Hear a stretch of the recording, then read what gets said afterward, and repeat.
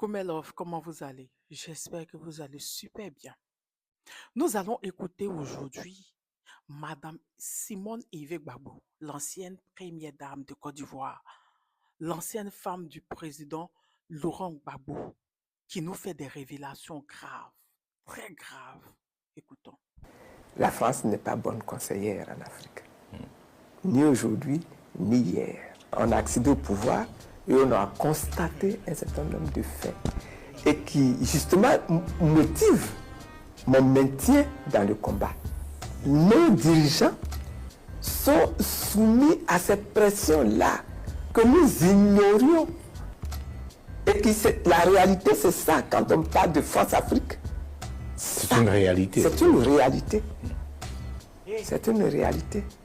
Et quand vous découvrez ça, vous êtes étonné. Mais vous êtes dans la contrainte. Je vous donne un autre exemple.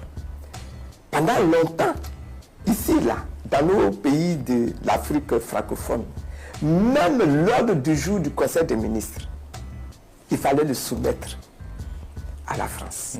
Et c'est la France, c'est le gouvernement français qui vous dit, dans votre ordre du jour, traitez cette question. Ne traitez pas telle question. Et si vous traitez telle question, traitez cette question-là dans ce sens.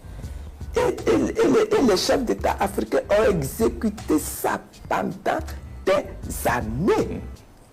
Et ceux qui ont refusé d'exécuter ça, soit ils ont été tués rapidement, soit ils ont fait l'objet du coup d'État, dont le président Gbagbo a fini par être victime d'un coup d'État ici. C'est ça. Vous comprenez, c'est une réalité contre laquelle aujourd'hui, il faut se battre, il faut continuer de se battre. Mais en attendant de gagner cette victoire-là, il y a des choses que les chefs d'État africains ont été obligés de faire. Et oui, vous avez très bien entendu. Et quand vous entendez ce genre de interview venant d'une ancienne première dame, vous êtes choqué. Qu'elle vous avoue que oui, la France-Afrique existe vraiment. Et que même, vous êtes contraint quand vous venez d'arriver de marcher avec. Et que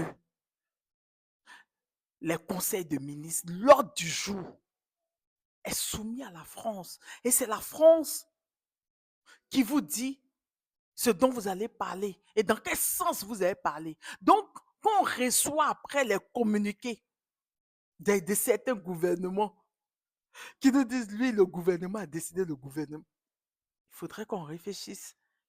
Qui a décidé au fait? C'est grave ce qu'elle nous fait sortir. C'est grave ces révélations qu'elle nous dit.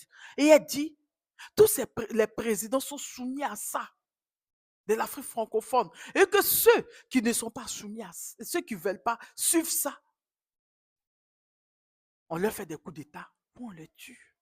Et elle parle de son ancien mari. Et c'est grave. C'est trop grave. Tu te demandes en tant qu'Africain, mais attends,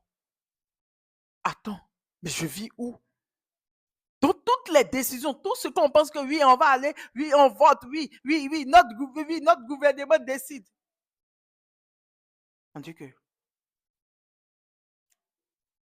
tout sujet de conseil des ministres est soumis à la France. Et que c'est la France même qui vous dit de quel sujet vous avez parlé et dans quel sens vous avez parlé de ça.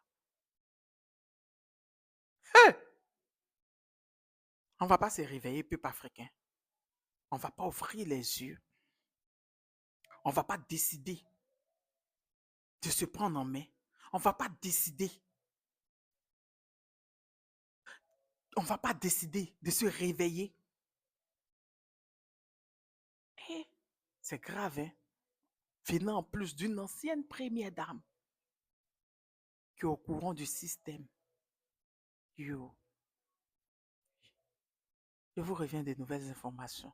Bisous, je suis choquée.